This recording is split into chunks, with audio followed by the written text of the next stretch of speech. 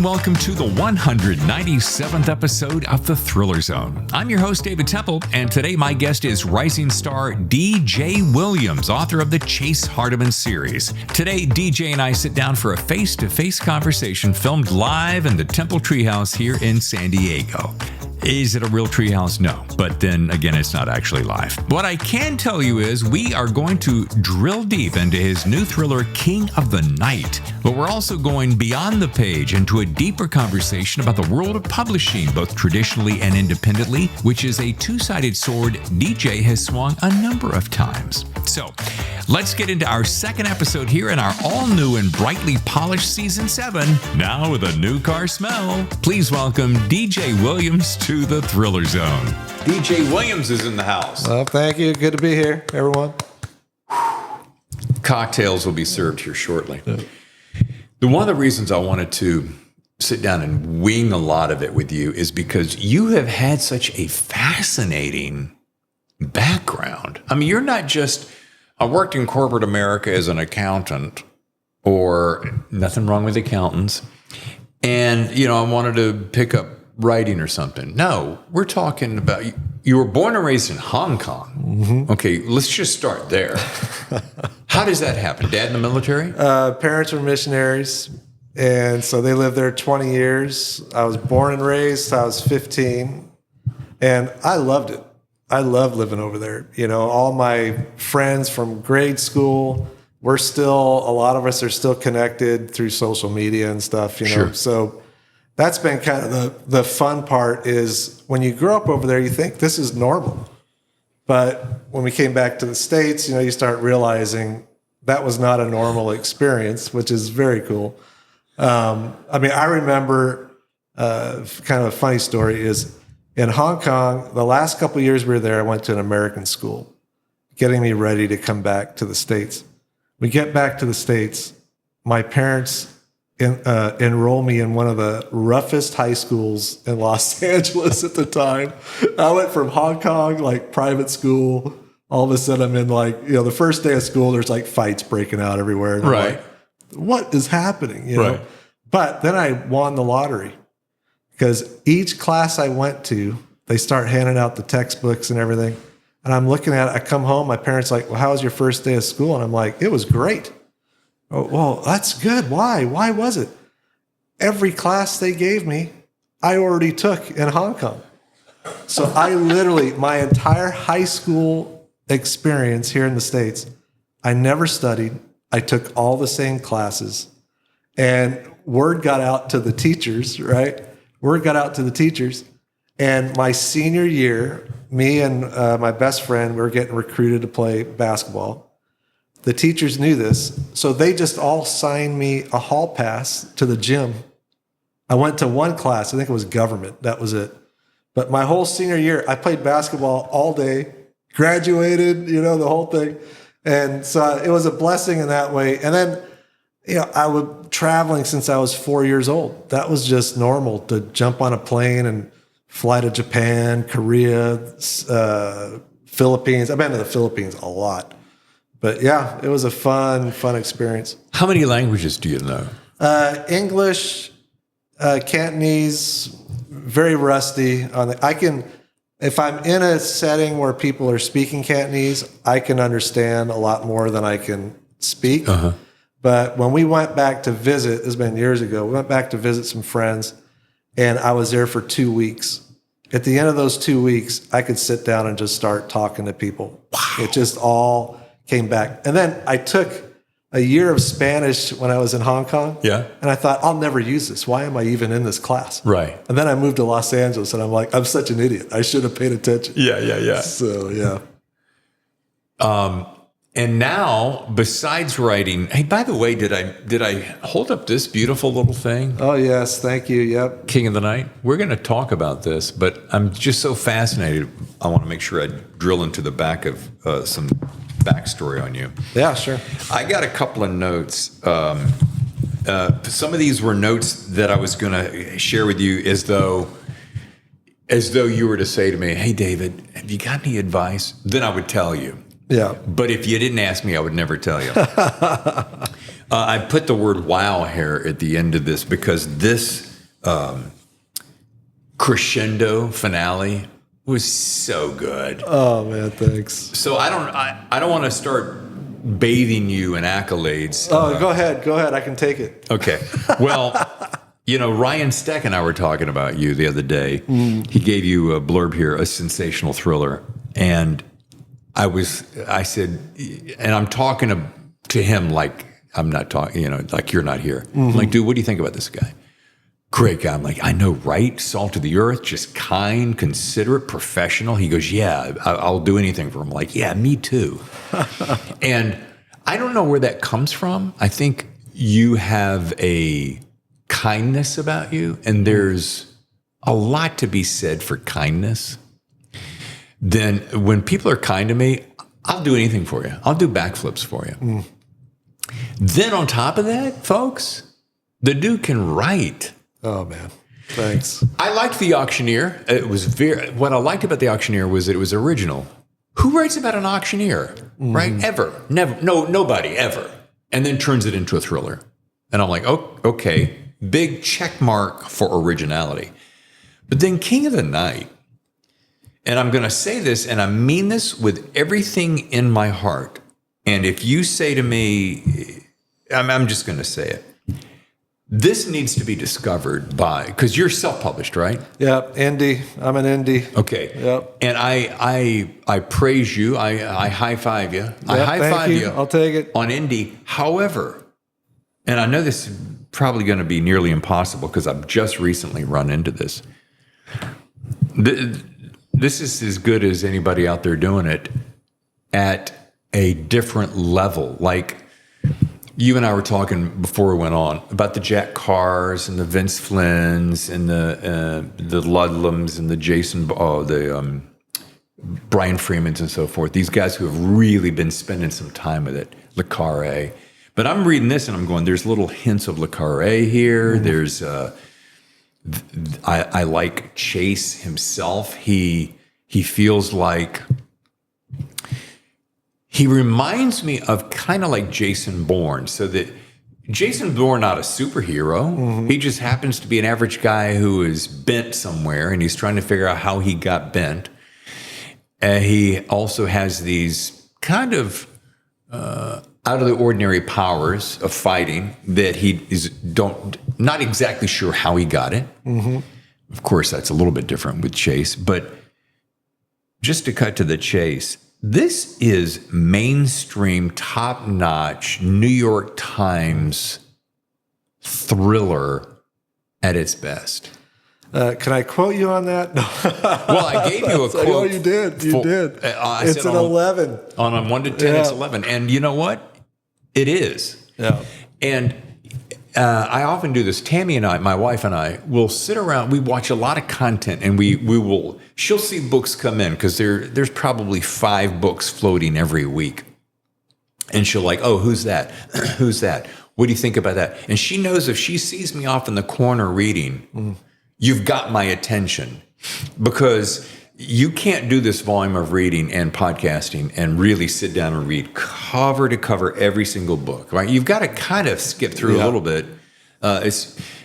And at 444, by the way, I did this. I did a great big highlighted 444, and I'm thinking to myself, DJ, really? Oh my gosh. 444? Only because I've been watching the trends of the books, and they're getting smaller and smaller. They're getting around 344, and I've come across a couple of 280s lately. Anyway, I don't want to divert the attention, but the thing is, I mean, this could almost be. So she and I are talking about content. She goes, "What is King of the Night?" And I said, "Well, it's a blockbuster thriller by itself, or it's a TV series." It really, really, I mean, Chase Hardiman should be a TV series, because there's so much going on in here. You got so many locations, so many cities, so many people, so many characters, which accolades for that. And I'm going to stop here in a second, but dude, and I want to stop there and roll into your access to Hollywood, because you live in Hollywood, you work for Hollywood. Tell me that somewhere somebody's looking at this going, Yeah, the interesting thing about Hollywood, we're shopping the Chase Hardiman series, and we're shopping my young adult series called Beacon Hill. And it's a long process and many conversations. You might go down one rabbit trail and you think something's going to happen, and then that shifts directions. Or, people are in and out of different studios so often that you're constantly the one banging the drum saying, remember this, remember the series. So hopefully we sent the auctioneer out when it came out. I ended up signing a book deal, which slowed King of the Night from coming out by a couple of years. I'm an indie. I'm traditionally published in one series. I'm indie on the Hardiman series. There's a part of me, I love being indie because throughout my career in entertainment, I built and ran 2 record companies. I was a GM of a startup entertainment company. I started my own production company, which has been up and running almost 18 years in a few months.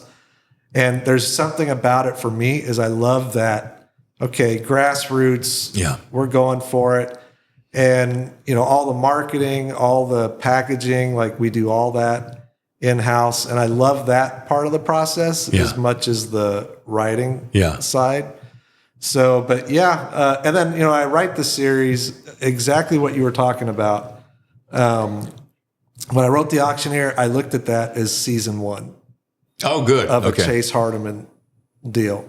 And so King of the Night, that would be season 2. One of the things that I shared a couple days ago, talking with another interview, was they were asking me, well, how much do you plot? How much do you outline? And, I know authors will say, I don't outline at all. And everyone's like, we don't believe you. You have to outline. Right. And I am wired that way, where I know where it begins, I know where it ends. So when I started writing King of the Night, I knew where it was going to start. I knew that very last page. I knew what was going to happen there. I had no idea what was in between. And, I felt like I'm more of I guess what you call more of like a binge writer. So if I get on the story, then I am on it until I run out of gas. Then I'll set it down. So I may not write every day like, traditional publishers or authors might. So when you say binge until you run out of gas, do you mean I'll sit down and crank as many hours in a day that I can for as many days as I can? Or you say, okay, because you're working several jobs, so to speak. Mm-hmm. Do you say, I'm going to take Monday, Tuesday, Wednesday, I'm just going to crank until I tap out? If I get on a roll, I'll block out days at a time because I know okay, the creativity's flowing, the story's flowing. Yeah. If I shut it down and come back to it in a week, I'm going to lose all the momentum I have going right now. Right. And so, with the young adult series, with the young adult series, book 2, I had a deadline and I was behind on the deadline. So I went away for 5 days, locked myself in a hotel room, and I wrote 40% of that book. And it was cranking. I was stopping, I stayed at a place where the restaurants were all there, so literally it was get up in the morning, I'm writing till lunch, go eat, come back, write all afternoon, break for dinner, write till midnight. Because that story I had mapped that story out in my mind, and I'm I have to get it on paper. And so even with the Hardiman series, book 3, I already know what book 3 is. So I'm itching. I'm writing another book right now, but I'm itching because I'm I've got to, I know what's in, I know what it is. I just have to get going, So, but I don't outline. I reverse outline, I guess, especially with the series, when the book's done, completely finished, edits are done, the whole deal. I'll spend a day, I'll go back, I'll put a spreadsheet together with what happens in every chapter of the book, but it's after the book's finished. So then that way, when I get to the third book in the series, I have 2 spreadsheets for book 1 and book 2. Oh. And I can just go back and be yep, that happened here. That'll tie in with what we're doing. But when I'm writing, I'm not outlining at all. I'm just just go. That is so fascinating to me. And, I've dabbled in both worlds doing Chris Hardy and I are always joking about, hey, who's doing the pantser plotter conversation? Mm-hmm. And I've gone both ways. I'm kind of like with you. I want an idea. I know where I'm going to start. I got a pretty good idea where I'm going to end, but I want to go along for the ride in the middle until that point that I gas out, and then I go, okay, take a break, come back to it. But I'm with you. I like to do the, matter of fact, I'm heading out to the mountains back home in the Blue Ridge next month to do a writing retreat with my sister. We used to do this a couple of times, and we will start at 6 a.m., right till noon, right till 6, have dinner, right till 9. Oh, that's awesome. And there is a lot of freedom in that because you're completely on point. Your mind is sharp. You're rocking it. And I'm with you. You set something aside for too long. You lose the momentum. The good ideas are going to stay in your mind, know, but you lose the writing momentum of chasing the story down. And I think that, that makes a big difference. The other piece of it for me is I want to get that first draft on the page. Yeah. Because you can fix anything once it's written. Right. And there's a whole storyline in King of the Night. President Bouchard is the U.S. president in this series. And there was a whole storyline with him that didn't exist in the first draft. Uh-huh. And once I got to the end, I'm like, oh, we got to drop that in. And it's the president is struggling with whether to run for a second term, and for various reasons. Uh-huh. And then, you see what's happening now. And I'm like, well, I'm sure glad I put that in, but I wouldn't have thought of that if I was still trying to, anytime I've outlined, I tried this a few times. I'll outline, takes me a month, outline the whole thing. I'm like, all right, this is exactly what I'm going to do. I'm going to stick to it. Yeah. Day one, you sit down, I'm like, I have now blown up the outline and wasted a month of my life. So I'm like, why fight it? Just surrender to, this is the way it works for me, and this is what I'm going to do. You know what I mean? I do know what you mean. By the way, your show's going to drop on, this is dropping on the 16th. Mm-hmm. 1 week later, Lee Goldberg is going to join me. And I got to, dude, Lee Goldberg is probably, there's a lot of things you guys share in common. You both can flat out write.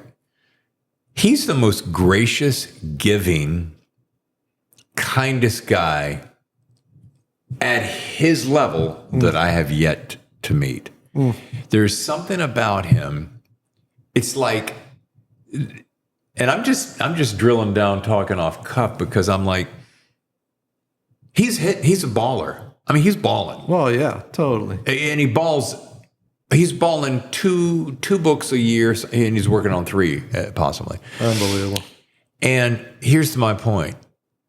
On Monday's show, a week from today, there's a master class in there if you want to know how to hit it. Mm. I was so excited with this episode, not taking away from you, because what you're saying, a lot of similar things that he's saying, and you got to watch this because he just has a masterclass, and he has an insight to both what we're talking about, traditional and indie, and he has pros and cons on both sides. Yeah. And it's just I love talking to guys like you and like him who know the business, who are not afraid to dip their toe in the indie pool and try traditional too, because you had a story about an agent who didn't quite pull through like you had hoped. Yeah.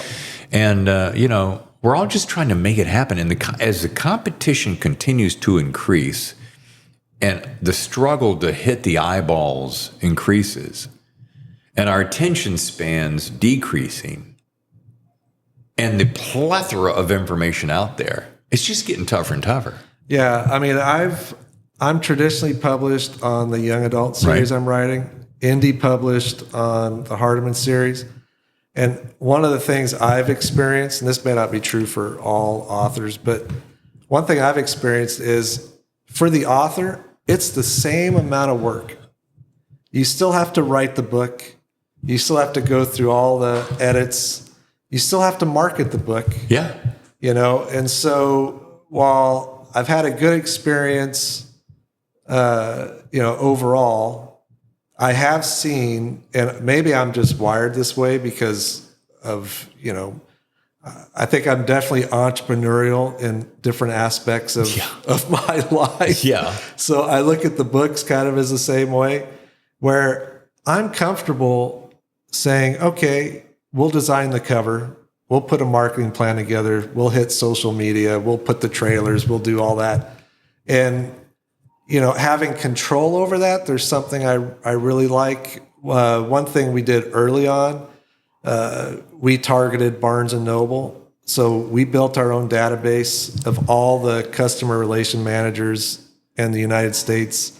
So if we want to reach out to Barnes & Noble, we do it directly. We don't even have to run it through the publisher. I did 30 dates with them last year. Wow. For the books, and so there are ways now where it didn't used to be this way. There are ways where you can be a hybrid. I'm definitely open to traditionally publishing. I'm also comfortable indie publishing. Yeah. And still, it's just, for me, it's the same amount of commitment. Well, and I think agents will tell you the same thing. Now, let's go back 20, 30, 40 years, maybe 50 years. And maybe not even that far, but I'm talking to people, agents, because we've had Gina Panettiere was on here. She gave us great insights. But some of them will say the days of you signing a contract and then me, the agent, doing all the work, those are gone. Mm-hmm. The agents today are going, oh no, you'll pretty much do everything. I'm negotiating the contract, DJ. I'm over here negotiating your contract. Yeah, but you're going to do everything. Yeah, and the sooner you get a hold of that, because it's amazing how many people I talk to. David, here's the thing. I just really enjoy writing. I don't want to do social media. I don't want to do the marketing. Oh, really? Well, good on you. See how that works out for you. Yeah, I think the way, here's how I look at it, because I'm, no one believes me, but I'm very much an introvert, and I've worked most of my career behind the scenes. And even writing, it's a little bit behind the scenes because it's all about the story, the characters, not so much about the author, But the way I look at it is, if you're going to spend a year and a half of your life writing a story that you love and you're passionate about, and they're characters that you want to dive deeper into, then if you're going to put that out into the world, you should be willing to do anything and everything to let people know that it exists. I like that. And, we talked off camera about kind of my literary agent side of all this. And so right now, my manager, TV and film agent, represents me on the publishing side. So I think even that has changed. Even some authors, they'll just have an attorney. Right. Because it comes down really to building the right relationships with people, developing those relationships, and bringing fresh ideas that are not the same old thing. Like with Chase, you were mentioning it earlier, Chase is from an auctioneer family, but he's also, on the ground in the Middle East, taking out the bad guys. Yeah. And where that idea came from was one of my best friends was one of the greatest auctioneers of all time in the car world. Oh, I figured. I had to be. So for years, him and I would be together. He would tell me stories where I'm literally like, this is unbelievable. Like so unbelievable. It should be in a novel, right? Right. And so I just started thinking, I'm like, what if I took his life, his experience, and mixed in a little Jason Bourne, Jack Reacher, James Bond. So you have the down and dirty, gritty part of the story, but then you have this, upper echelon of the elite, and how Chase and his Buddy Dax, how they navigate in both these worlds as naturally as they do.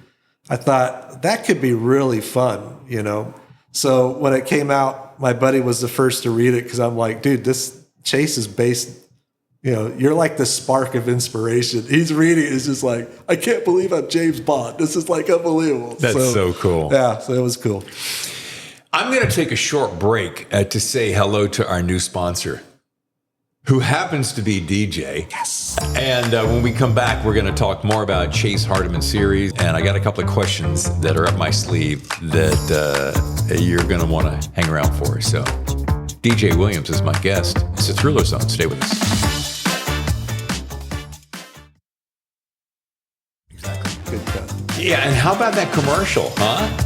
What a product. What a product. King of the night. Folks, I'm talking just amongst ourselves for a second. Anytime in the show, we go to say something and it gets a little bit too much, too revealing, just say, dude, please cut that out. And look right at the camera and say, cut it out. Okay. That way I won't get foobarred. That may or may not happen. Everyone tune in and see. Well, here's a couple of things. Ryan Steck and I were talking, as I mentioned, we are big fans of yours. Ryan Steck, besides being the real book spy, has a lot of inside scoop. I happen to have a lot of inside scoop because after 3 years, authors trust me.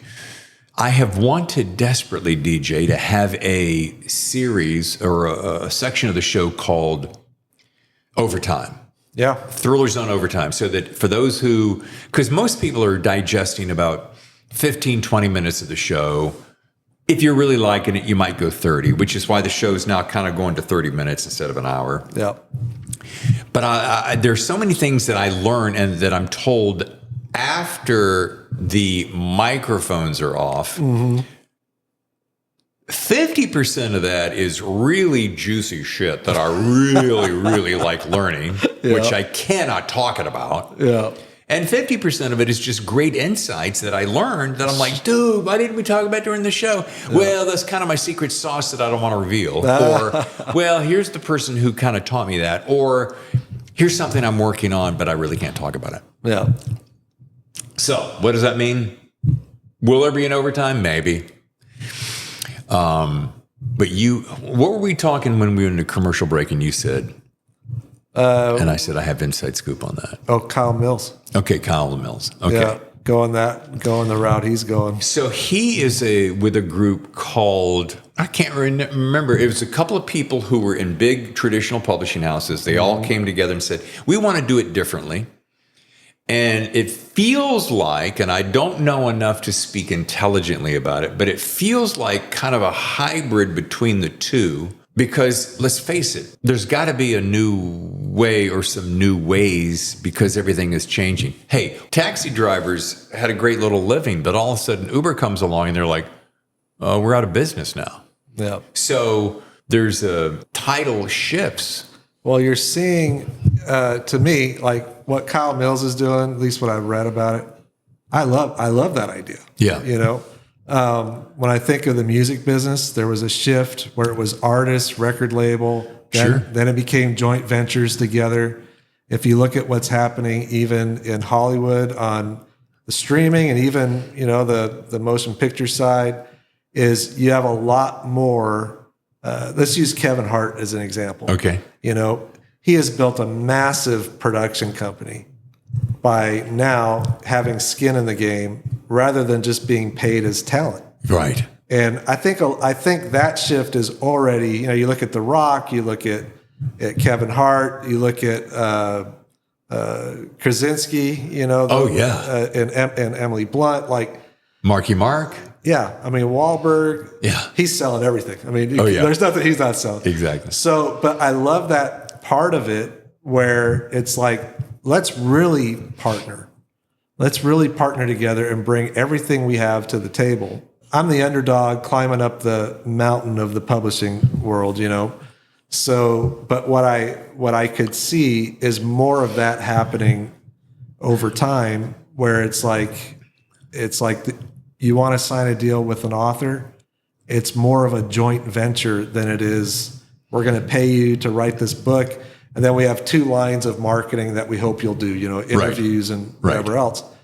It's going to be a lot more all encompassing. I could definitely see that. So many things to unpack there. Kevin Hart. He comes on the scene as a comedian. He catches on, then he catches fire. Mm-hmm. Then he doubles down and he says, I'm putting my, like you said, skin in the game. Yep. Is he part of the groups that are opening production houses out in Vegas or Nevada? No, I think Nevada, at least what I know or what I've heard, it's Wahlberg and Mel Gibson. That's it. Yes. Yeah. They're all over the press right now. And this is what I think is genius. And De Niro has the same thinking in Silver Cup in New York or in that arena, in that area. I'm not sure it's actually Silver Cup. I don't want to misspeak. But these guys have built up enough cachet and to say, I'm going to put my money where my mouth is and do what I want to do and not be ruled by the pencil pushers and the accountants that often rule. Well, look at Kevin Costner with Horizon. Right. That's all his money, right? A big chunk of it. I don't think all of it. But I think enough to get the first 2 parts done, and there's something about that, maybe you have to be wired a certain way, because I've definitely talked with plenty of author friends that are not wired for, jump in with both feet and we're going to do everything. We're going to do marketing. We're going to do all that. They just want to write the story. And if it finds an audience, that's good with them.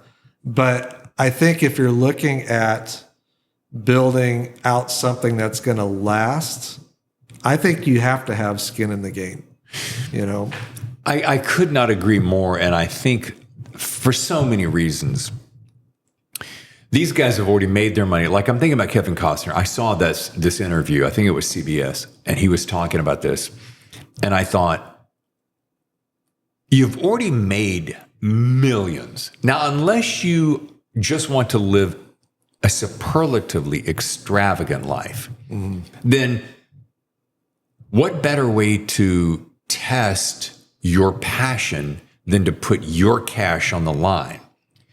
And I think he did a similar thing, I want to say, with that Waterworld or Postman, or was it? Might have been Waterworld. I know Dances with Wolves, for sure, he took a massive risk. The massive risk ended up working out for him handsomely. Yeah, totally.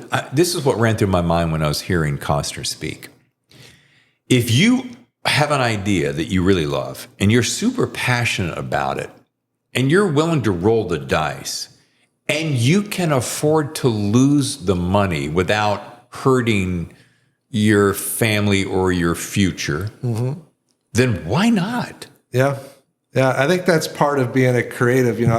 I met with some investors years ago, and we were talking just about kind of the entertainment space, and there is no formula, really. No. So it's all about passion, the creativity, the storytelling.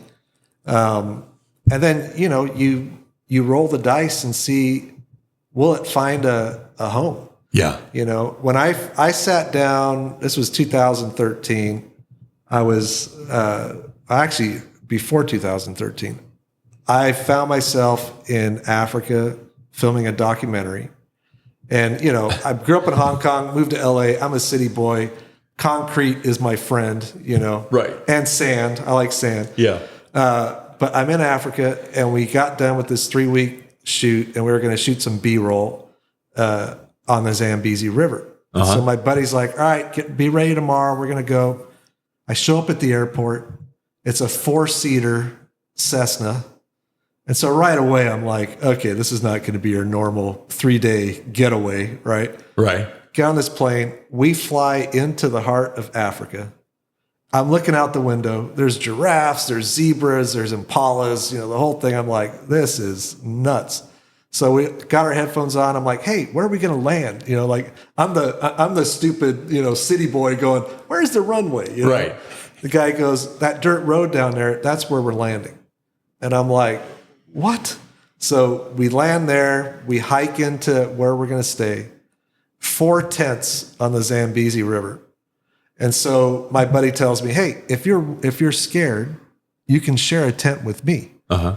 And my ego kicks in. I'm like, no, I want my own tent. Right. 2:30 in the morning, it's pitch black. I hear animals roaming around outside. I have my little lantern on because there's no electricity, no cell service. No. I have my lantern on. I'm looking around, and I'm like, I am the stupidest guy on the planet. I should have stayed in the tent with him because then there's 2-to-1 odds I'm going to get out of there, right? In case something happens. Next morning, he comes out. The sun comes up. He comes over. He's like, hey, I noticed at 2:30 in the morning you had your lamp on. I'm like, yeah, I'm such an idiot. I should have stayed with you. Well, we go out that day and we're shooting this B-roll. And we get about 50 feet from an elephant, full tusks, the whole thing, right? And we're shooting. And the guide who was driving us, he says, I can get us closer. And I'm like, no, man, I'm good. I got to zoom. I can just zoom in. It's like, no, I think we'll get closer. You get a better shot. Well, we get too close to this elephant. Next thing I know, big trumpet sound. The ears are out. Elephant is full on charging the Land Rover. We are flying backwards, David, and I am filming because I'm thinking, if I'm going to die, everyone's going to know how this whole thing went down, right? My last seconds on Earth, right? Yeah. Well, he slams on the brakes and stands up and starts waving at the elephant. And I'm like, this is the dumbest thing I've ever seen. The elephant stops on a dime about this far. And we are just sitting there, dust everywhere. The camera's still rolling because I'm like, I'm still alive. Yeah. I'm just so glad about that. I'm still rolling. We sit there for like 5 minutes. No one moves. Elephant didn't move. None of us moved. And we waited. And finally, the elephant goes behind the tree. We go back to camp. And the other local guides that were there, we show them the footage. And you ever hear people have that nervous laugh? Like, yeah, you almost died, basically. Yeah. And so that night, I'm standing on the Zambezi River. And I'm watching, there's hippos diving in the water. I mean, it's just crazy. And I'm standing there and I'm like, you know what? One day I'm going to write about this place. And I had never even thought about writing novels up to that point. Wow. And I thought one day, because part of what we were filming, we were definitely in parts of Africa where there was trafficking and all kinds of stuff happening. And I thought, I'm going to write about this place. I'm not going to tell anybody until I do it. Well, I come home, and life takes over. We're back in production on projects and everything. I put it on the back burner, and then I decided I'm going to do it. I'm going to go for it. I had no agent, no idea what I was doing. And I wrote a book called The Disillusion, and I sent it to a friend of mine. At the time, she was one of the co-executive producers on Law and Order, SVU, Criminal Minds, CSI. So I thought she's the best person I can send it to get honest feedback. And I told her, I said, hey, listen, if this is really bad, the only people that are going to know it exists are you and me. Right. And so she's like, got it. Right. So 4 days later, she hits me back. As any good creative, she had all kinds of notes, but she's like, you need to chase this down. She's like, there is something here. Wow. And so I spent like 6 months going through her notes, dialing it in. We put The Disillusion out as an indie. And through a chain of events, Barnes & Noble finds out. And I did like a 10-city tour with them as a total indie author. And then I was hooked. Yeah. I was hooked through the whole process. Sure. The storytelling, the packaging, the branding, the marketing, getting to meet readers, like that whole thing. I'm gonna keep going, and then wrote a couple other books. And when I wrote The Auctioneer, and this is for all the indie authors out there, really, that was the one that we strategized about 6 months out, created an Amazon strategy. And when that book came out, it ended up on 3 of Amazon's top 20 lists for like 6 weeks. Wow. So I'm there with like Baldacci and Patterson and Grisham. I'm like, I have no business being in this group. How did this happen? Yeah. But as an indie, and then that's what got the attention of publishers and agents and all that. But if I had not listened to that thing in my gut on the Zambezi River, I never would have written the first story. If I had not said, you know what, if no one else believes in this but me, I'm going to put it out and see what happens. And then Barnes & Noble comes along, which, like I said, we did 30 dates with them last year. We sold out every signing except for one, which was on Easter weekend. And I said, I can't compete with Easter. No. Okay, I can't do it. Right. But every other store we sold out when I was on the road. And so if I hadn't have taken that step, even as an indie, and now I'm traditionally published, but I still see myself as the underdog guy that I will indie publish if I need to. I will do a deal with a publishing house if that happens, but it's about the process. It's about the storytelling. It's about chasing that thing inside you that's like, you have another story to tell. Yeah. And so if I was to encourage, other authors out there that are climbing up the mountain, it's like, don't ever give up, write the story, make it as great as you can make it. And then don't back down from telling the world about it. Right. You just put yourself out there. Now you got to go the next step and tell anyone that will listen, read my story, read this book, Right. And so anyway, that's part of my journey. That is so encouraging and so exciting. Encouraging, that's really the word. Because we all think, or some people think, you can't make it as an indie guy because I'm going to get lost in the shuffle. But, back to your earlier point, you're going to have to put in the time and the energy and the work anyway, whether the house does it or whether you do it. You're going to have to do it either way. Yep. So I always come back to this, and I ask this question of myself and of others. How badly do you want it? Yep. That really comes down to pretty much everything.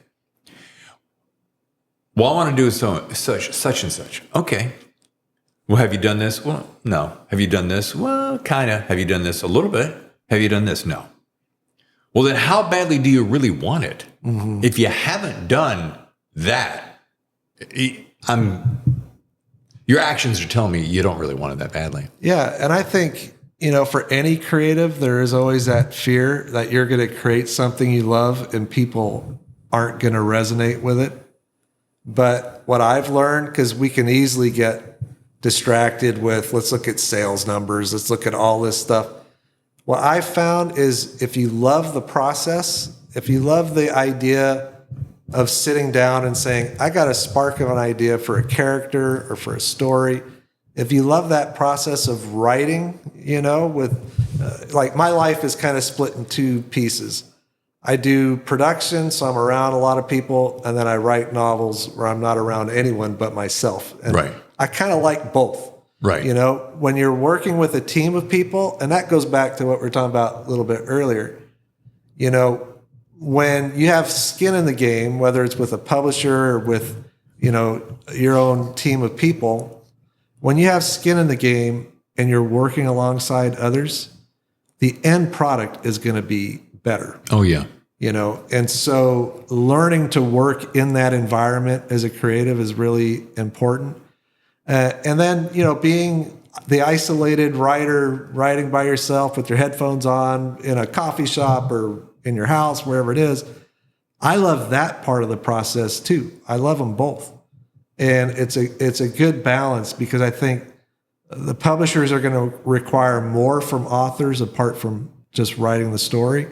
And so the more you can get used to that part of a lifestyle of storytelling, I think the better it will be. Like we're shopping, like I said, we're shopping the series around, and I've been able to speak at different writers' conferences. And the first thing is, if they option it, what if they change the whole thing? And I'm like, well, I've been around this long enough to know that will happen. Yes. Yeah. And the only thing I can hope for is to just be in the room with the other creatives and be able to see how they're going to change it, what's going to happen. But I don't expect to have any say in it, you know? And I think that's a healthy perspective. I've talked to Lee Goldberg, Kathy Reichs. We kicked off season 7 with her. She said a similar thing in that Mark Graney's famous for saying this, and I referenced it with Kathy Reichs. You're going to write your book. You're going to be in complete and total control of that universe.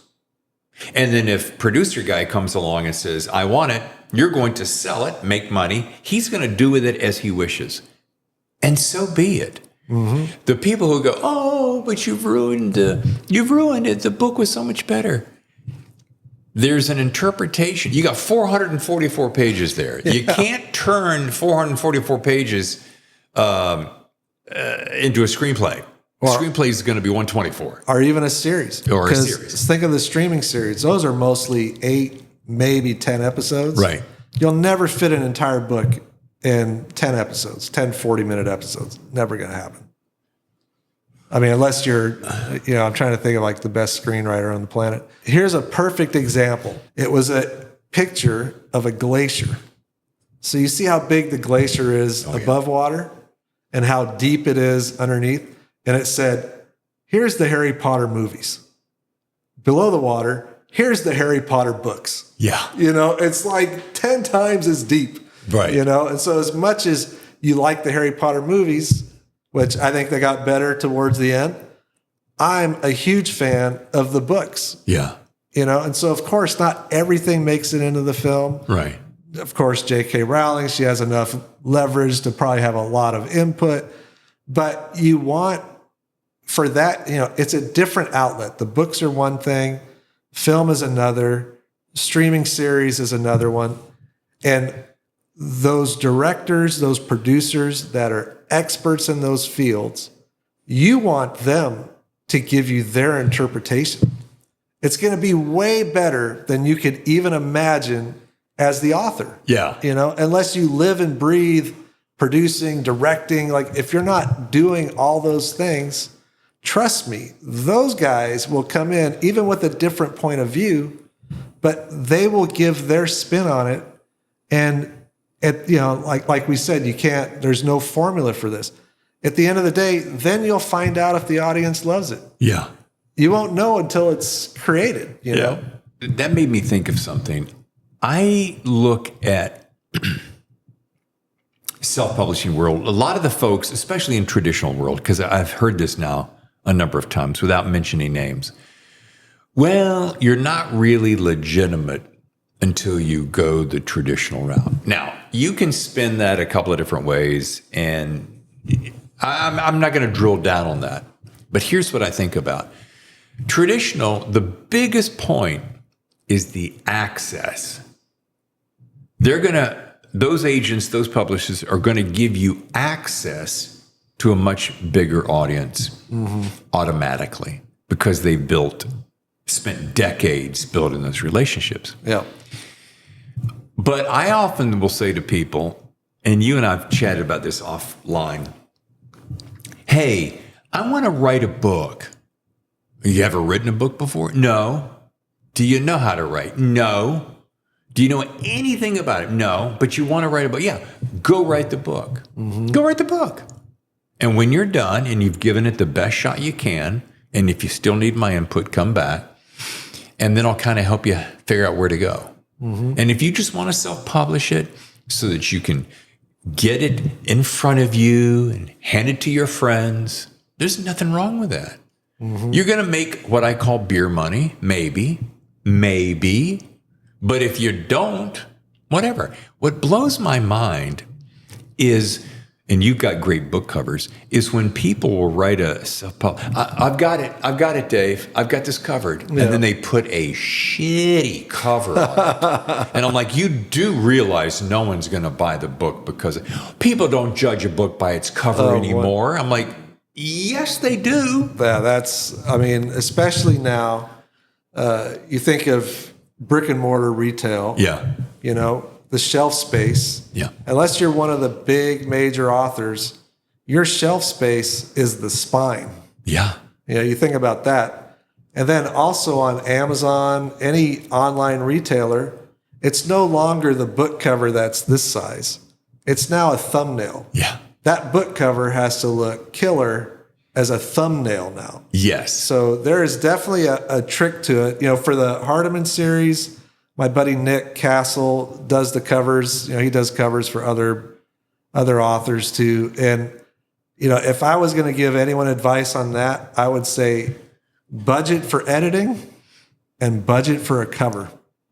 Because that, especially if people are just finding you for the first time, yeah, that's what's going to bring them in. They read the sample online or they see the image of the cover and they're like, okay, I want to check this out. Yeah. You know, dude, I'm going to tell you one of the best lessons that I learned, and it was the harshest and hardest. And I'm not going to go down the line too hard on it. Is I wrote a book. I was one of those guys, you know who I'm talking about. I'm just going to write this book. I'm going to get it out there. Well, David, voice of reason, have you edited it? No, it's okay. It's good. It's good. It's good. Did you use any pro writing aid? Did you use anything? No. I got it. I had my next door neighbor's brothers who used to be a part-time English teacher. Read it over. Okay, good. But if you got mistakes you got typos and you miss tenses or you rename characters, people will not put up with that. Oh, no. And I learned that the hard way. I got some blazing reviews on some of my I've written 9 self-published and just wanted to see if I could do it. Yeah. Interesting. I'm going to come back to Lee Goldberg here for a second. Lee Goldberg, 1 week from today, is going to tell you stuff. And I don't know if he did it in the show or if he told me offline, but he said, dude, take all those books that you've written, take them off Amazon, ditch them, throw them away, forget they ever existed. What? Mm-hmm. But beer money? No. Because here's why. You're going to come out with that book that I'm working on now, and you're going to put it out try to get an agent, and the agent's going to go drilling down looking for you. And if he finds 9 books, 8 of which have gotten mediocre reviews at best, and the one that you're really excited about, he had to pull this number up. It's like 1 million or something. And I'm like, you don't have to do that, Lee. He goes, well, just get rid of it. Yeah. I thought I was doing myself a favor. And folks, I want you to, for the up and coming writers who listen to this, I thought I was doing myself a favor by testing the muscles and working out and kind of, no, that's homework. Do the homework. He said, instead, you want to write those books, stick them in a drawer, unless you're really got an ego play and you got to do it or you need the money. Mm-hmm. Put it in a drawer so that when agent comes along you and says, hey, DJ, King of the Night is amazing. What else have you got? Mm-hmm. Best line in Hollywood. What else you got? Yeah. Then you can reach in that same drawer, pull it out and go, well, I got this one. Yeah. What else you got? And I got this one. Yeah, you're only as good as the last one. Yeah. That's in Hollywood, that's how it works. That felt like a long ramble, but but I think like what I've done with my first 2 books were The Disillusion and Waking Lazarus. And they did okay as an indie. I love the stories of them. I probably don't ever want to go back and have to rewrite them, because they were years ago. We pulled the print versions off, but we left the audio books up.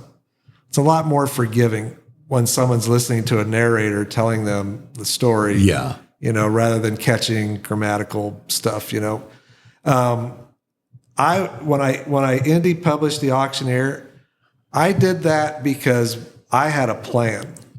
And so the plan wasn't, let's just put it out and let's just see what happens. Like, we did everything a traditional publisher would do. We had it edited, we had the covers done, we put a full marketing campaign, we had the tie-in with Barnes & Noble. Like, we released it like a publisher would do it. And so I would agree, like, if you're just putting it out to see, well, let me see how it goes and see what happens, that can definitely hurt you when it circles back to an opportunity with an agent or someone like that.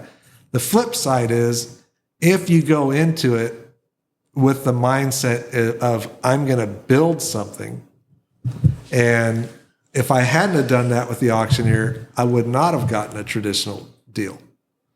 Because when they were able to look at what the auctioneer did, with reviews and like Kirkus reviews and stuff like that, that can also get you over the hump, with an agent or with a publishing house.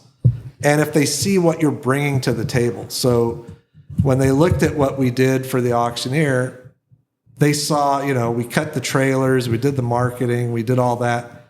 So when I signed the Beacon Hill deal, they knew what we were bringing to the table. Right. And it is. So if you're going that mindset, you have to be selective. You have to really feel like the book is as great as you can possibly make it.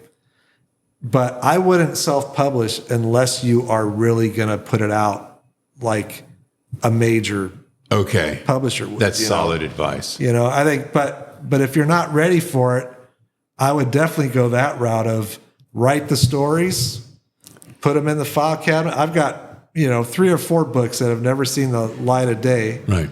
And just keep them until the right opportunity comes. Right. But if you're savvy on social, especially right now, if you're savvy on social, if you're a marketing, if you love the marketing as much as the writing, then, you can do it on your own to get your foot in the door, I think. Yeah. So here's a question I have for you, because we're talking about indie. Amazon, Barnes & Noble, what are some other channels of good indie that represents good indie press outside of those two? Well, definitely, if you can get in, definitely the independent bookstores, the ones that are in your city or your area. I mean, if I remember the stats right, I think they're saying like 80% of book sales is on Amazon. Jeez. So it's the monster you have to navigate. Now, if we're getting in the weeds of how you do that, we've done pretty well on the Amazon ads, and the Amazon ads have changed over the years, like how you run those. Yeah. But we have a couple tools that we use that help us narrow down like keywords and bidding and all that. But see, now the major houses are going that route where a lot of emphasis is on Amazon. So if you don't know how to run the ads, you will spend your budget quick and have a low click-through rate. So we've done a lot of research on that for our stuff. When the books come, because you're indie, you can't pre-sell a lot because, like, especially with Amazon, you can't pre-sell the print books until the release date. It doesn't sell. So you have to kind of set up your launch with the Amazon ads, especially, is you want those to hit on the release date and then build from there. So it's a little slower build. It's what happened with the auctioneer when we did that. But once those ads are running and you've got them optimized, then, if it's a good story, I've been fortunate enough to have some great endorsements from you, from Ryan, James Rollins, Jack Stewart. When you get people that are banging the drum alongside, that will really help, but I think so much of it now is on the Amazon side, I want to bring up something. And I don't think I've told you this, and I'm doing this for my audience. DJ is a prime example of this. You reached out to me a long time ago, like months ago, months and months and months ago. Yeah. And I get a lot of people reaching out to me. Generally speaking, I will not. And you gotta listen to this and understand where I'm going with this. I will not take a lot of attention with indie publishers because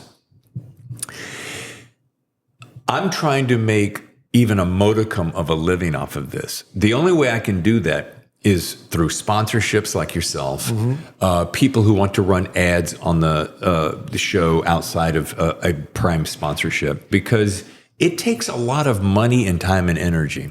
to do this. But here's something I want to say about you, and it's my tip of the hat to you, is that you were persistent but not obnoxious. That's good. There is persistent. Yeah. And that is obnoxious. And then what you have done is you have just completely pissed me off. And I'll throw your books away. Mm-hmm. But something about your method, and you were just checking in. Hey, just checking in. That goes miles with me. And then to be courteous and going, hey, let me send you my books. There's a couple of authors out there who have done this. Terrence McNally did this too. He sent me a bunch of books and he just said, when you get around to it. Mm-hmm. And this went on for maybe a year or so. So the reason I'm saying that is I congratulate you and I high five you because you were patient. But you had good book covers. I knew it was self. A couple of different things told me that, but I didn't mind that. But then it was just watching you on social media. And I'm like, this guy knows what he's doing. And I'm not saying that to blow smoke up your skirt, but I'm saying, here's a guy who, and back to your earlier point, you take this seriously. Mm-hmm. You treat this as though it's the only job you have. And when I see that, I'm like, I'm all in on you. And then I'll do, as you've seen me do, I'll do extra work for you just because I believe in you and you're going to hit it and you'll thank me one day and that's good enough. So I say that for people who want to know how to get the word out. Just be tasteful, be courageous, and don't send an email that says, hey there. Learn what my name is. This has been happening some lately. You got to be careful with those messages. They say, "Hey there," you don't want to respond. Yeah, I don't respond to hey there. Anyway, I think what it makes me think of too is.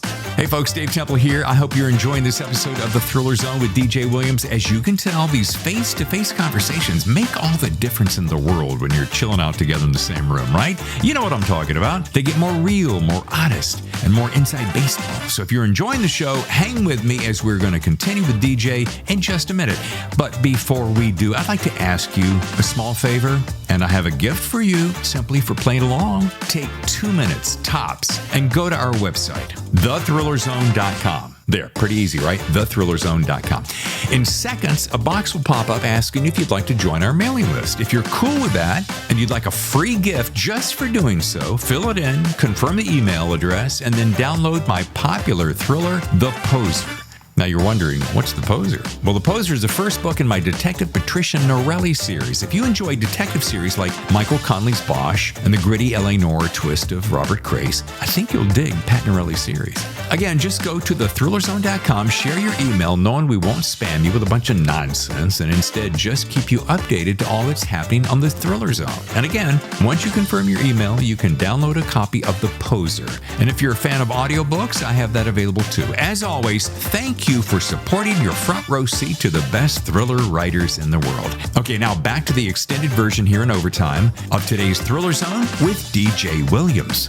I think what it makes me think of too is, and I've learned this over, many years and having a great group of friends, relationships are the cornerstone to all of this. 100%. And building friendships, building authentic relationships. There was a point in my life before COVID, I think we had pitched a dozen shows around town. And you're not going to convince anyone to say yes. You just need to show them what you have. And you need to do it in a respectful way and in a way that even if they pass, you're going to go back in and pitch something else to that same person. So, you don't want to be the squeaky wheel. You want to be the guy that's like, look, here's what we have. We believe in it. Here's what we'd love to do. Yeah. If they pass, you're coming in with something else. Yeah. And I think I've taken the same approach with the books. I love these characters. I love the stories. I never want to feel like I'm putting anyone in a spot to be like, oh man, now we got to promote DJ stuff. But I want to share it with people.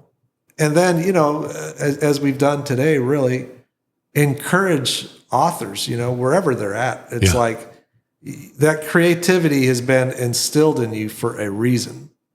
And chase that down and share it with others And, like yourself, and I keep bringing up Ryan because he's a good buddy, they'll come alongside because they believe in you, they believe in the story. And the catch of it all is if the story's not good, even your best friends are not going to tell anyone about it. So, True. it's gotta be the best you can do, and as we were talking off air too, I already know what book 3 is. I'm amping to get there. I'm writing another book right now. That'll be done hopefully in the next couple of months, but I'm amping to write it. And I know when that book is done, the first people I want to send it to are going to be all my friends. Yeah. Even before it gets, it's going to get edited and totally dialed in. But then I want to share it with close friends and those who have supported this writing journey, because not to work an angle, but just because I'm excited about look what's going to happen next in this story. Sure. Now I want you to read it. And if you have the same reaction I'm having, then I know I'm onto something. Yeah. Couple things. I'm going to come back to King of the Night. And I've heard you use the word chase about 6 times in our conversation. And it keeps reminding me, where did you come up with Chase Hardiman? Very few authors will really drill down and tell me, but. Yeah, the idea for Chase, one of my best buddies, was one of the greatest car auctioneers of all time. And I spent a lot of time with him. We'd be driving in his car. We'd be going to something that we were working on. And he would tell me these stories about the auction world. And I'm like, literally, how is all this true? It's so unbelievable. It should be in a novel. Yeah. And I started thinking, well, what if I took my buddy and I placed a little Jason Bourne and a little James Bond and mixed it all together.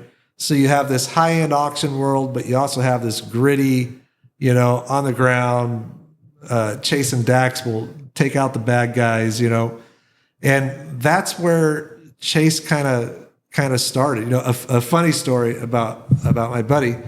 I called him up one day and I hear all this noise. I hear all these people yelling in the background. I'm like, what is going on? And he goes, dude, hold on one second. But he leaves me on the phone. And so he's like, 68 Camaro, we're starting at 80,000. Now we got 95. And he's talking like a mile a minute. I mean, it's just, I could just listen to him like all day. Yeah. And then I hear him say, I got DJ Williams on the line. He is bidding $110,000. And I'm like, I'm not bidding anything. I'm on the phone listening. And he's like, 110. We go up to 120. And I'm just like, what is happening? And then I think he sold it for like 130,000, maybe 140. And he goes, I'll call you right back. And he hangs up. And I'm sitting there and I'm just like, what just happened? Yeah. Right? 5 minutes later, he calls me up. He's like, that was so awesome. I'm like, dude, what would have happened if no one outbid me and I wasn't even bidding? Right. He goes, oh, that was one of our cars, so we weren't too worried about it. Oh. I'm like, dude, unbelievable. So, I mean, just the stories he would share and, fictionalized, obviously, but in The Auctioneer, one of the storylines in there is definitely based off of a real scenario. And, future stories that'll make it into the books are definitely based off of stuff that he's told me. But yeah, I mean, once I wrapped my head around Chase Hardiman as the character, then I was like, yeah, I know where this is going. And how long did it take to come up with his name? Okay, so here's a confession for everyone. I pick names pretty fast. I do too. Usually the very first one stays. So I thought about, the way I write, as we shared earlier. Like, to me, a story for me is like about chasing it down. Mm-hmm. And I thought, chase, that also implies for the reader, like this is going to be high octane, page turner, And then Hardiman, I think I just did a search for different last names, and I'm like, that sounds cool. Let's go with that. Nice. So. And here's another question. So his buddy Dexter. Yeah, Dexter Thompson. But you call him Dax. Yeah. Not Dex. Yeah. Why? Again, I have no good explanation for that one, except I'm like, Dax is a cool name. Okay, so that makes, but I'm about 4 pages in. I'm like, wait a minute. His name is Dexter Thompson. You keep saying Dax. Yeah. And I'm like, and I used to have my last pet was Dexter, and I call him Dex. And I'm like, well, and this is just, whatever. But I'm like, Dax, I don't get it. Yeah, I wish I had some philosophical reason for why I did it, but that could be part of the way I write too. Is I write every chapter as like a scene in a film, and then I do enough research to be dangerous, but I don't spend a lot of time researching. If I have to look up something on Google or Google Maps or whatever, I'll do that. A lot of the places in the books I've actually been to, so there's that firsthand point of view, but I write pretty fast. Yeah. And so that was probably one of those moments early on where I'm like, I don't want to call him Dexter in the whole book. Let's go with Dax. And then I just went for it. A couple of things. I'm going to refer back to Lee because, again, he gives a great master class in some of these points. And some of it has to do with he gives just enough information to tell you where he is, but he doesn't belabor it because his whole thing, and we had this long discussion about white space, about keeping the story moving, keeping your eye moving, and how important that is. I also like the fact that you had a nice little bit of love story in there. And when I say love story, it's more of a romance, not like a romance novel. And that always intrigues me because if your main characters, protagonist, antagonist, male, female, are not, if I'm not pulled to them and engaged and have skin in the game on them, in a relationship with them emotionally, I'm not interested. I gloss over it. It's kind of like reading a cliche. When I see a cliche, my eye, I don't even know what they say because it's a cliche. So I like the fact that you did that. I'd say Chase's love life is complicated. Yeah.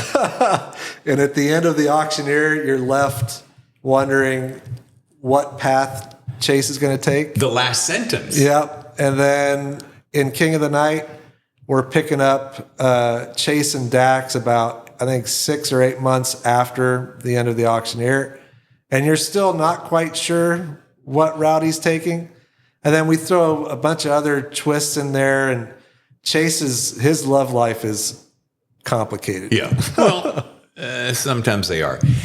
I have a question that has nothing to do with anything really important from the standpoint of page count doesn't matter. And I had a conversation with you earlier about 444 pages. Do you think your books will always be on that longer side, or do you think you see yourself? I think the Hardiman series, I think they'll be around 100, 105,000 words. Yeah. Is usually that. The interesting, on the Beacon Hill series, the young adult series, I feel like that genre leads even longer. Oh, yeah. So book 1 was 107,000. Book 2 was 115. Book 3 was 100. I think it's almost 120. And so I've been writing 2 books a year, but with the longer word count. So, and the one I'm writing now, I think is going to land at like 100,000 by the time it's done. Has anybody said to you, like if a traditional agent, publisher came to you and said, we really like that premise of this, but you need to cut it? I think cut anything that is not necessary. Yeah.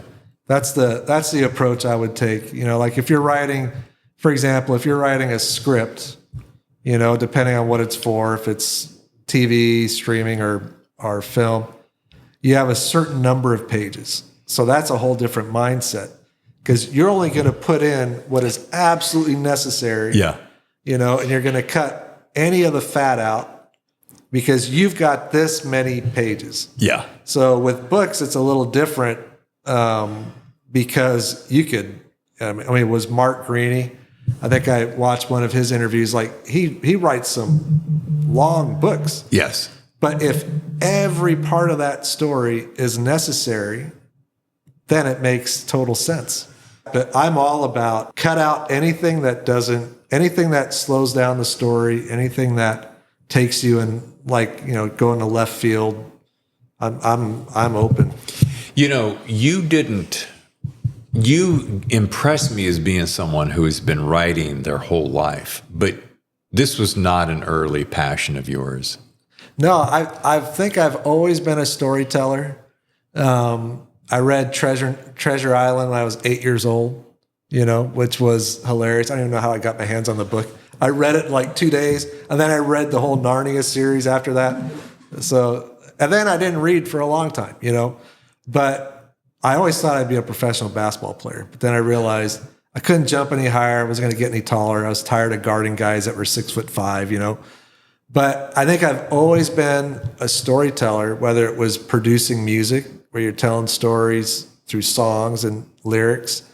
Even as a GM at the entertainment company, it was helping artists tell their stories, whether it was through music videos or whatever else. And then, through the production company, through the projects we've worked on, you're storytelling all the time. Sure. The outlet of the books, that I would not have foreseen until I wrote the first novel. And then I realized at the end of that, I love the creative process. Something about writing a book to me is like, that's my wheelhouse. Yeah. That's what I do most naturally. Everything else, some of it comes natural. Some of it is just hard work. Writing the books is just something that just flows, Well, I'm going to circle back to how I started the conversation. And King of the Night is one of those books that you don't really fully appreciate how good it is until you're about halfway through and you realize, wow, DJ has really crammed a lot of story into this book. There's very little superfluous going on. The characters are fully enhanced and thought out.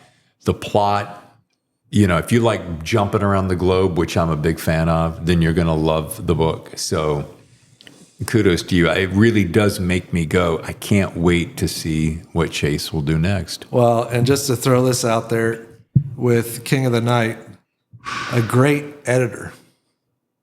I mean, if you find a great editor, they can really bring the story to the next level.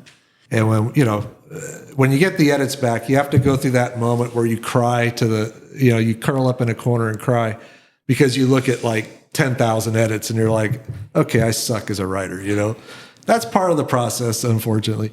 But in a good way, when I got that back, my editor really dialed into, okay, here's the story you're telling.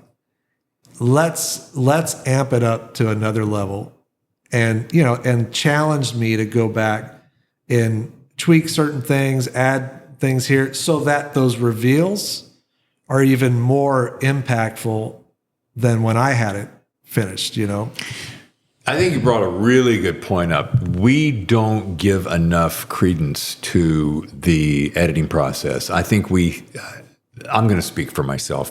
I always thought early on, you're just going to make sure everything is spelled right and in the right place and so forth. But you're talking developmental editing. That's where you really take it to the next level. And I want to ask two questions as a ballpark, because it's almost like we're giving a little crash course on self-publishing. What could one expect to pay ballpark for a good editor? I'm not talking about copy line editing. I'm talking about developmental. Question one.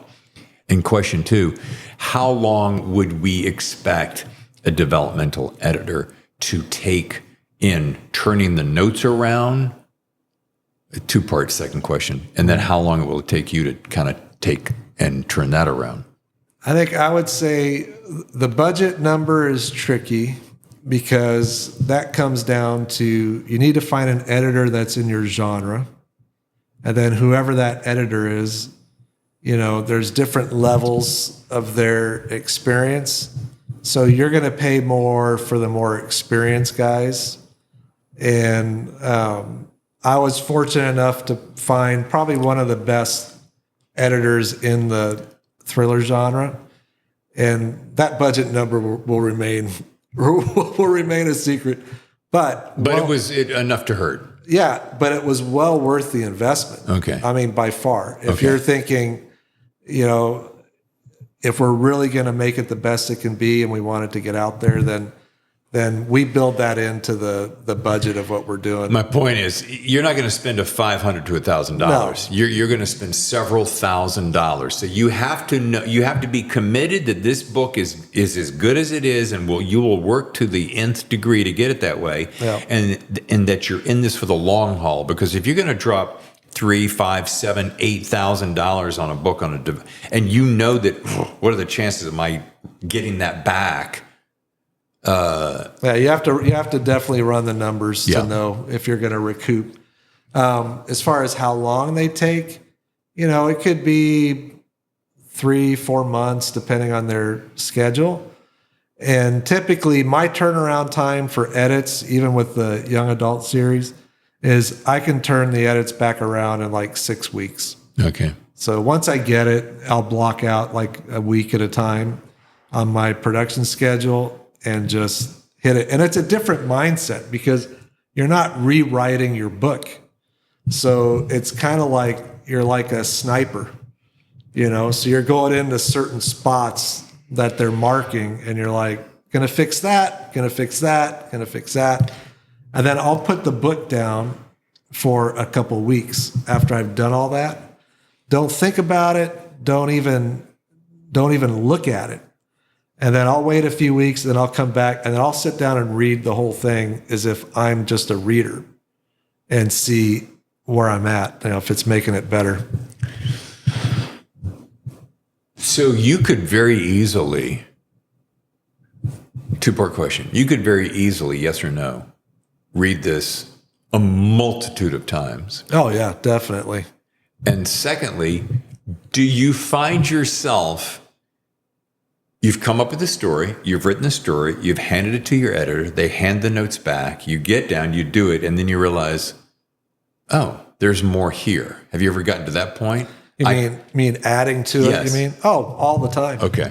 Yeah, when I turned in the Beacon Hill, Hunt for Eden Star was book 1. When I turned that book in, it was 85,000 words. That was what we all agreed to. I sent it in. They hit me back, the publisher, and they said, we love it. Can we expand on this world? So I went from 85,000 words to my expanded version of 107,000 words. Wow. Because once I knew, okay, you're giving me the freedom and the flexibility now to really add to what I have here, then, that one took me a little longer. I think it took me like a couple months to do that. And then we went back through more rounds of edits. 27. That was like extra 20 chapters. I think. Yeah. It's a good place to be though. Yeah, no, I always feel like I'm the underdog. I'm the guy climbing the mountain. I'm still learning, I will watch anything and everything from other authors that are, at a different level than I am. I'll watch every new show that comes out because I want to see what are audiences resonating with, because then that's going to help determine what kind of stories I'm writing, what kind of things I'm doing. So I'm constantly watching, listening, like Jack Carr. I've never met him. I would love to sit down with him, not just to talk about writing, but talk about, okay, how did you build this brand?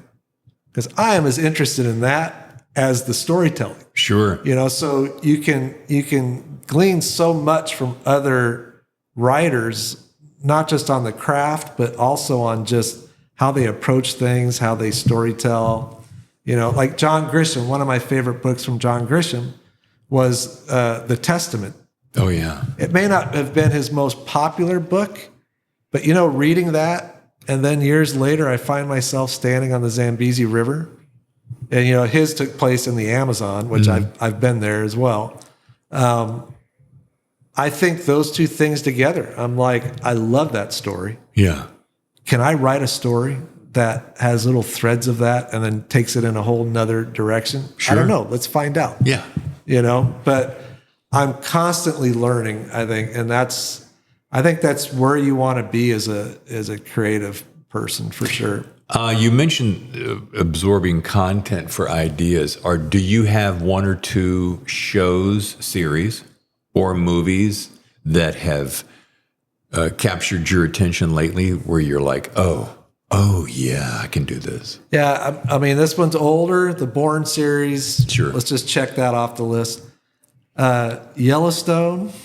I'm a big Yellowstone fan. There were things that they did in Yellowstone that I just, at the end of the episode, I'm like, I can't believe that happened, you know? And so like that series to me, I will say there's a lot of series that are out there that, you know, the good and the bad of Netflix and Amazon Prime, there's so much content. Yeah. But now you have to sift through the content to find the good ones. And the one that I have been reading or watching recently was, I'm going to mess up the title, so I'm totally busted. Is it Slough House? What's the name of that series? Slow Horses? Slow Horses. Is that, because I've been watching the series. I got confused between Slow Horse and Slough House. I've been watching that series. I'm late to the game to watch it. And I love that kind of storytelling. That's a little Le Carre-esque. Off the beaten path. You know? It's the dunces. Yeah. But you know, you'll pull things from different stories. And sometimes, like even the Hardiman stuff, you know, I'll be watching a completely different kind of series and something will happen between the characters and you're like, that's pretty interesting. Wonder how that would work in my world, my writing world, you know? Isn't it interesting? You know, we went from cable and regular television to streaming, and then streaming came on like a force of nature. And then there was this, you know, plethora of content coming out. And then, like you used the word sift through, and I'm like, that's really what it comes down to. Because Tammy and I say this every night. We've got Netflix, Hulu, Apple, Paramount Plus, HBO, or whatever they're calling it, Max. Then we've got the regular channels, and then we still are renting movies, and we're still looking because, like, it has become a joke that we could spend a half hour trying to find something, and it has gotten to the point, honey, I hope you're not listening, that I'm like, baby, if you can't figure out something to watch real fast, I'm going to go work on another book, you know, because this wasting this time. But you know, sorry, another series that just came to mind is Mayor of Kingstown. Unbelievable, one of my favorites. Yeah, that one is, it's as unpredictable as it is. So I guess I'm a Taylor Sheridan follower. I was going to bring his name up because he really has got the juice. He's got, well, and here's what's interesting. If you look at Yellowstone, you look at Mayor of Kingstown, you look at some of his other projects, they're all completely different. Mm-hmm. He's not taking like a template of, oh, look, my storytelling worked, so now I'm just going to drop that into this different world. Thank God he doesn't do that. No, it's like everything feels so original. Like, so anyway, Mayor of Kingstown's a good Mayor one. of Kingstown. And shout out to Jeremy Renner, who has undergone one of the best, biggest, most awe-inspiring rehabs from getting rolled over by that machine up in Tahoe. Yeah. I've followed the entire journey because we have friends in Tahoe, so we're up there a lot. And if you've ever experienced those winters, you know how brutal they can be. And then I saw the video of what happened to him. It's incredible. And then I've watched how he's rehabbed. So when I watch the show now in this latest season, I watch it with a different appreciation because I realize what he had to go through to get ready. And it's mind. That's a superhero. Yeah. Yeah. And it's just so it's kind of like, I guess it comes down to casting in a way, but it also, he's so good at, and I think Costner is the same way. They're so good at encapsulating what you envision as a character. Absolutely. And then they like inject their point of view. you know? Yeah. And it's so, I mean, it's so good. Those shows The are way so good. this last season ended, you know, now it's a show. If you don't like dark and foul language and a lot of mayhem, then it's not your show. But I do. Must be the good Christian upbringing I had. Oh, no. But the way that you saw his character arc, and then at the end, and the way that he was tormented. Yeah. Wow. Well, I mean, and I think of Denzel Washington. Yeah. You know, think of Training Day. yeah. Think of Man on Fire. Oof. You know, you think of how dark those stories are. Yeah. You know, little sheds of light, but he became those characters. Like you cannot watch Man of Fire with another actor in that place and have it be as convincing.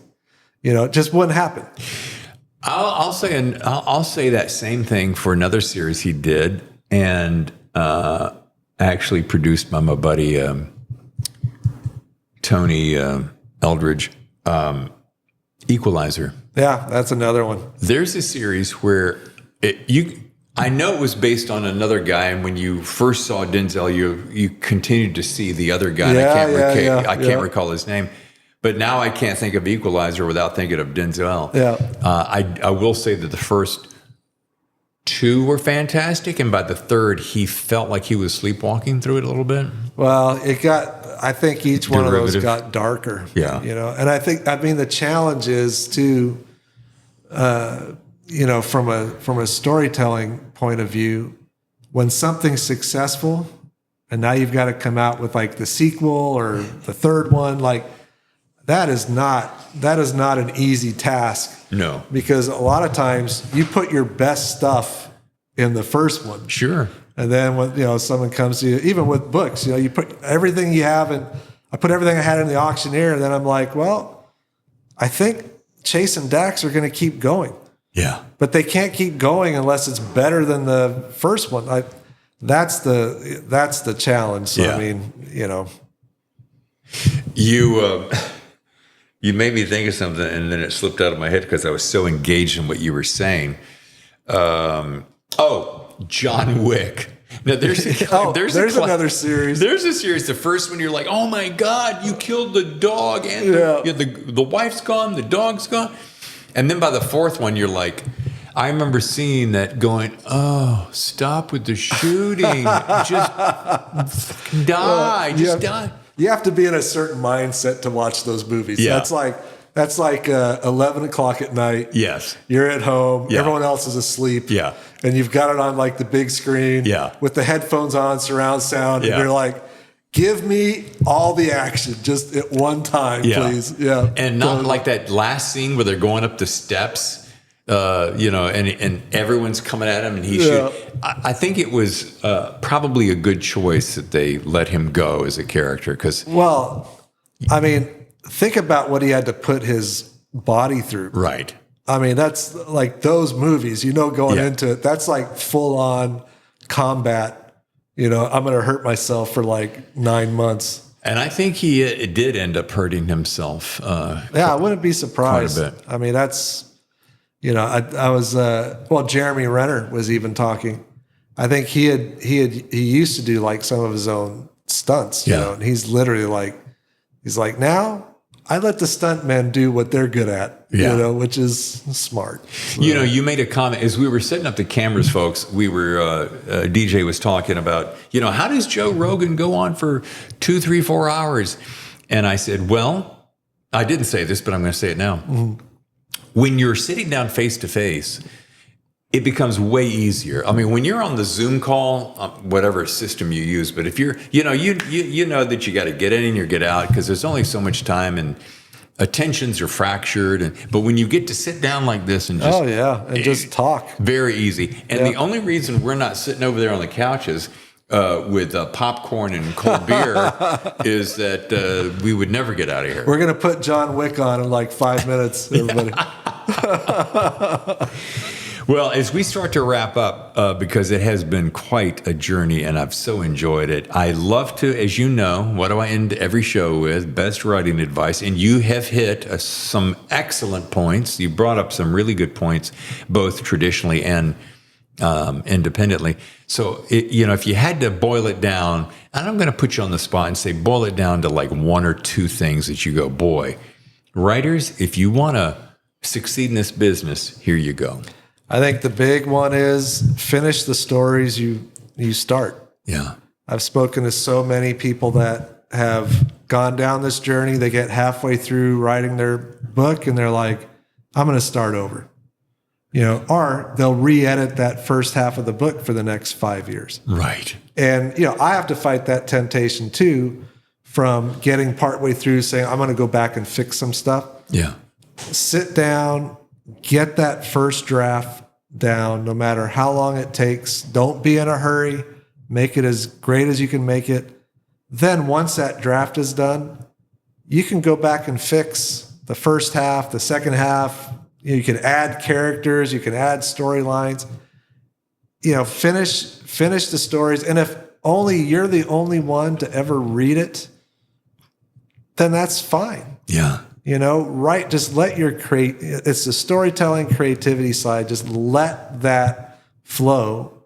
And my second piece of advice would be write something that is authentic and true to who you are as a storyteller. Don't think about what's the hot thing right now. Yeah.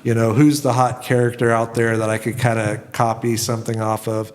Because by the time you've written that story, and if you're lucky enough to get it in front of people, all of that can completely change. Yeah. So make it as original and as authentic to who you are as you can. I don't think there's any better advice right there.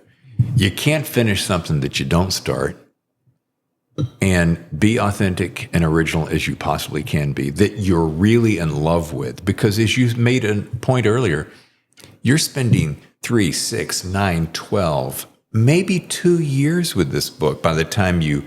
Yeah. And it's funny. So give it your best. It's funny. I will often, and I've been doing this on this latest book, I'll come up with an idea and I'll sit on it and I'll just massage that thought in my head for days. Days will become weeks. Weeks will become months. Because to your point, I don't want to go, that's so Jason Bourne. Oh, that's so John Wick. Oh, that's so Lee, Jack Reacher. I want it to be as fresh and original as it can possibly be. It has to have enough of me, as we all do. It has to have enough of you that you can say, hey, this dark side of myself, this smart-ass side of myself, this enlightened side of myself that I don't talk about or I don't display on a daily basis, I'm going to channel through this story. I just think you're doing yourself a disservice if you rush it. And this is, I often say this, I did this recently. Hey, if you could go back to your 10-year-old self and give yourself advice, I would say, hey, David, come here, sit down. Don't be in such a hurry. Live with it. Think about it. Give it time to breathe. Make some notes. Pull out. I got notebooks, stacks of notebooks of things I've started, ideas. I'm like, okay, I'll get around to it. And I'd say, be kind to yourself. Be sure that you're absorbed in the character. Give yourself permission to both succeed and fail. And have fun. Yeah. Because if you're not doing those things, why do it? Yeah. I think that what I would add to that is take risks and have no regrets. Yeah. You might chase something down, whether it's a book or some other thing in your life, and it might turn into something you never expected. It might be a dead end, but then you're going to go in a different direction. Part of my life, and maybe it's from growing up in Hong Kong and having kind of an adventurous side to me since I was 4 years old, is I'm willing to take risks to see what's on the other side. And if it doesn't work out the way I thought it would, then I'm going to look for what's the next risk that I can take. And I don't want to have any regrets, 15, 20 years from now of, man, I wish I would have chased this down. Yeah. Or I wish I would have written this, or I wish I would have produced this. Like, I want to be about taking risks, because then there's no regrets at the end of the day. Exactly. Well, folks, if you want to learn more about DJ Williams, I got a website for you. Check this out, djwilliamsbooks.com. Yes, sir. I like how he does it. I should loop that on social. Thanks again for spending time with me. Oh, thanks for having me. And for driving all the way down from Los Angeles. Any excuse to get out of LA, I'm down. And it's funny, Steve Yerzani is going to be here next week. He's coming in from Canada.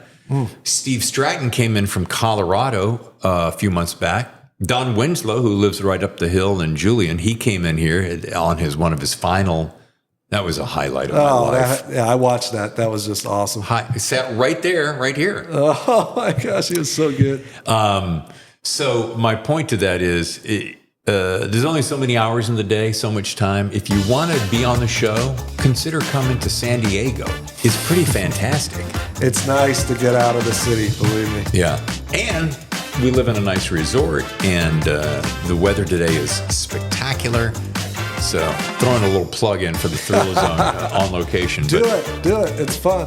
Again, djwilliamsbooks.com. Dude. Thanks, Dave. Thank you.